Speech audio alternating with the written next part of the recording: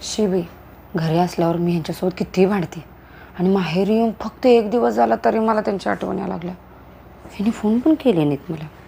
आदित्य, बायको माहेरी गेले लय भारी वाटते बघ. अरे तुझी बायको माहेरी गेल्या म्हणून तू एवढं खुश आहेस आणि आमची तर लग्नच होईनात म्हणून आम्ही एवढं दुःखी. हिचा का फोन आलाय? हॅलो, हा काय झालं? कुठे आहे हो तुम्ही? कुठं काय, घरीच आहे की. मी कालपासून इकडे माहेरी आले, मला फोन का केला नाहीत मग? मी नाही फोन केला म्हणून काय झालं? तू तर केलेसच ना. अच्छा, म्हणजे मी फोन केल्यावर तुम्ही फोन करणार होय? मग तुम्ही फोनच नाही करणार मला? ए तू का नाही हे विनाकारणाचं किरकिर करत जाऊ नकोस. मला चांगलं माहिती आहे, घ्या तुमचं माझ्यावर का नाही प्रेमच नाही. तिथं होतं तर लगेच तुम्हाला डोक्याला ताप वाटत असणार आहे, इकडे आलोय तर मनाला शांती वाटत असणार आहे तुम्हाला. काय किती पण करा कुणासाठी, काय उपयोग नाही. रोज सोडा, तुम्ही फोन ठेवा. हिची ना कायमचीच बोंबाबोंब आहे. अरे राम, तुला ना बायकोला कसं खुश ठेवायचं ना तेच कळत नाही बघ. त्यांच्यासोबत फक्त 2 शब्द प्रेमाने बोललास ना खुश होऊन जातात बघ. होय काय?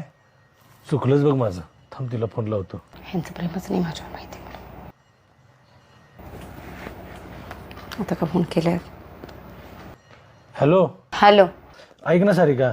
काय सॉरी. ग बाई, आता परत प्रेमानं बोलायला लागलं. I love you. काय बसलात पहिला? हो सोडा, झालं, चढली वाटतं आता.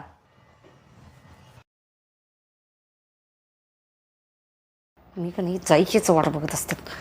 माहेरी आलो की लगेच मित्र घ्यायचे आणि प्यायला बसायचं. म्हणूनच एवढं गोड गोड बोलायला, नाहीतर ह्यानी बोलतात एवढं गोड गोड, शक्यच नाही.